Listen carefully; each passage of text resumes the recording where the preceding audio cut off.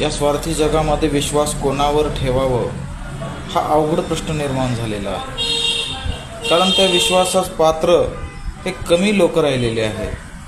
कारण स्वार्थ साधण्यासाठी आपण समोरच्याच्या विश्वासास पात्र आहोत असं दाखवणारे भरपूर आहेत,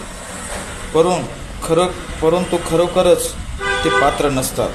मग तुम्ही म्हणाल विश्वासास कोणी पात्र आहे की नाही, तरी विश्वासास पात्र फक्त एकमेव ते म्हणजे फक्त साधू संतच आहेत.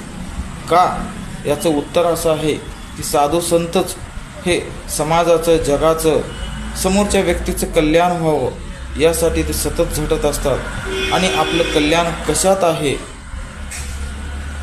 हे ते फक्त साधू संतच सांगतात.